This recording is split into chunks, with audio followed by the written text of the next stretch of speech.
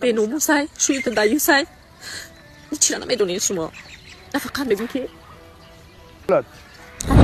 وقتی گپ زدی نه که باید شوهرت در پشت ستم وری بسته وزیق نشه وقتی که بر اومدی تو باید رو افتاده نشه اپا عموما رو افتاده نشه به خاطری که جنگل بخوب نمیشه جنگل بشغل نمیشه همین شیر وقتی که در جنگل که در اومد بعد شغلا ای هر طرف گردش میکنن این همین خیلی این واقعا نمیکاره همین روز به شما عیدات زندگی حیاتی من چی میدونین میگه زن پوبلیکا باید نشونت اینه من نشون میتیوب برای این خیلی فویشه ها میبرم گم میزنم برای این ایمیل خیلی فویشه من میبرم گم میزنم یک اول اینکه من گم دعوای حرام حیف نمیکردم او گم همین خیلی بود که خودش همین کلا میگه که سوی پیدا میکنه که پیدا کردم بودم خودش چبرو که من همون آدمم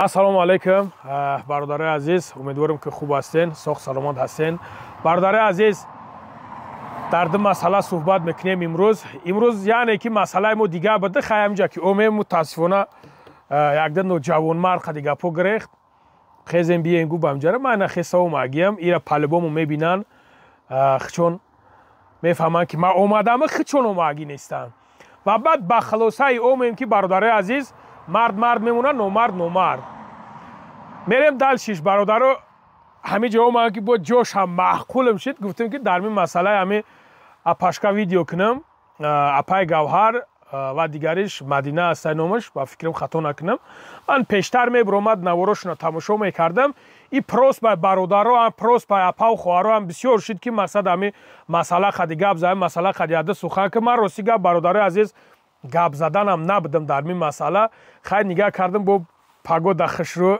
گفتم بیز یک صحبت هم کنیم چخچخ هم کنیم انشالله بخیر ای هیچ گپ ندارم ما در نصیب عزت هیچ کس نمیرسیم پروستا چیستا فکر خودمون میگیم میبرویم میریم و بعدا برادرها فراموش نکنه که ما فکر شما را با فکر خودم برابر کردن نمیتونم من این شما بنویسونین کامنتاری در برادر عزیز انشالله که مسئله یعنی که اینترنت میشه برای خوب ضربت کنی و میشه که برای بد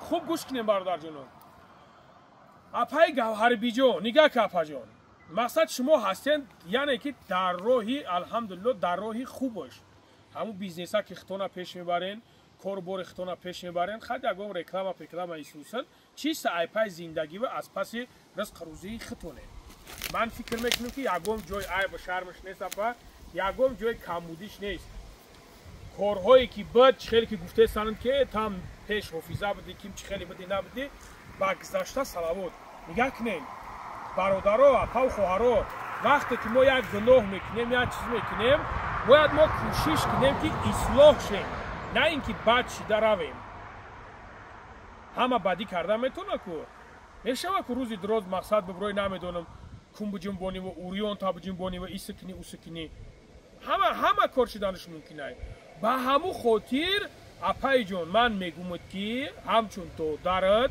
تو رو افتاده نشه فقط حرکت با پیش کن برای که ما امروز هستیم پگا نیستیم کی میگه که ما تو سر زنده میمونم کی میگه که ما تو همین ویدیو آخر تمام کردن ما زنده میمونم یا که نمیمونم هیچ کس نمیدونه با هم خاطر اپای جون 90% مردم الحمدلله پدش کردگی دستگیری کردگی من همین 90 تا نگاه کردم که بسیار همونجا اوی چشم خطی گریه و نولا خطی هم خیل مقصد مسئله شوهر داد شوهر تو باید مرد و نوار وارد در پشتت بیسته برای که شما این راه را ویبر کردگین اگر که نمیخواست میگم که سیاه زنک بسیار در همین کارو من نبینیم دیگه در همین چیز ببرو برا یک اینترویوی دادی که الحمدلله با مردم تاجیکی ما را بسیار پیسند آمد بسیار معقول شد من دیدم چیزی را که دیدستم همون را میگم خب میریم مسئله دیمش نگاه کنیم برادر عزیز مسئله دیمش یعنی که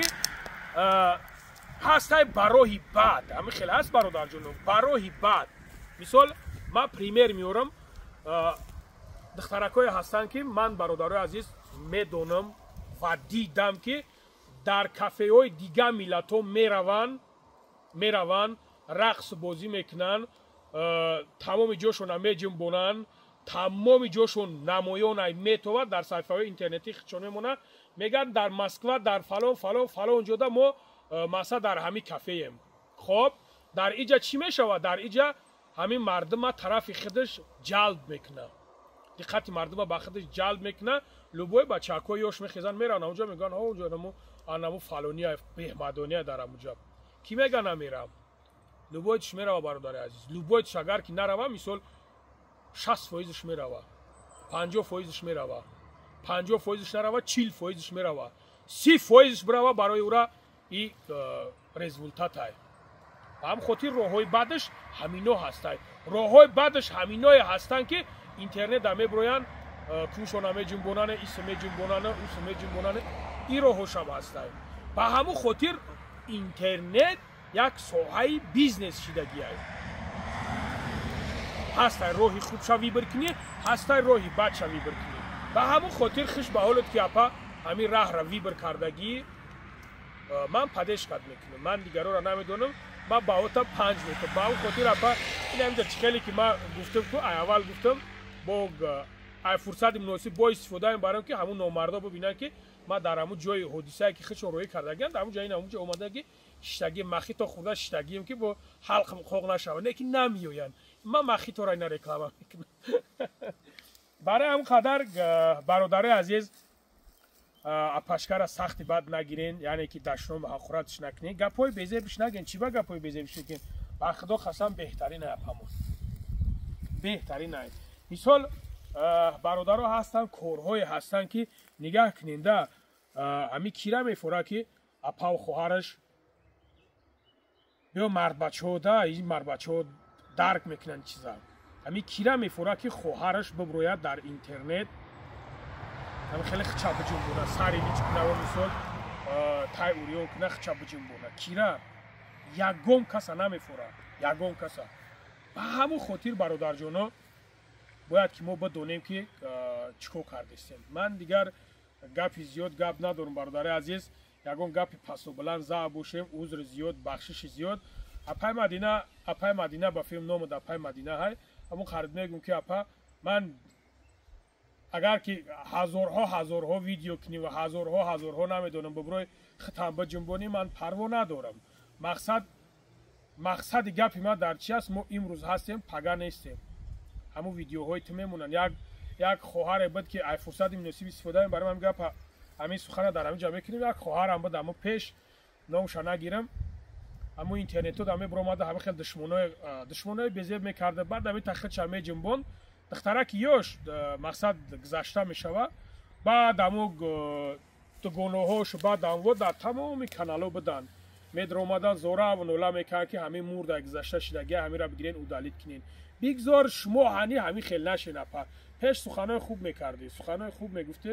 ба ҳамн хотир ҳеҷ намегӯм. ман ягон гапи пастубуландат намезанам. просто мегӯм ки мо вақте ки агар ислоҳ шем хуб аст. суханои хуб мегуфтӣ ҳама падешка мекард. мақсад раҳмат ҳани мегуфт. активтам нормални буд. вроди касе мегӯяд ки тамошо намекунам. мозид одамое бошанд ки мегӯянд тамошо намекунам, дар ҳақиқатан тамошо намекунанд. ман бигӯм ки тамошо намекунам, не дурӯғ мегӯм. барое ки ман медорам интерес мекунам, тамошо мекунам, нигаҳ мекунам, роӣ мекунам. бо ҳамин блогерда бисёртар роӣ мекунам, тамошо мекунам. ба ҳамун хотир ишам вибри хита алои меҳрубон аввал мара ҳидоят кунад, баъд шуморо ҳидоят кунад. барое ки аз ҳамада гуноҳи бисёртарин мадорам. худо нигаҳбонтон боша. ягон гап бас пастубуланд зад бошем. бахшиш.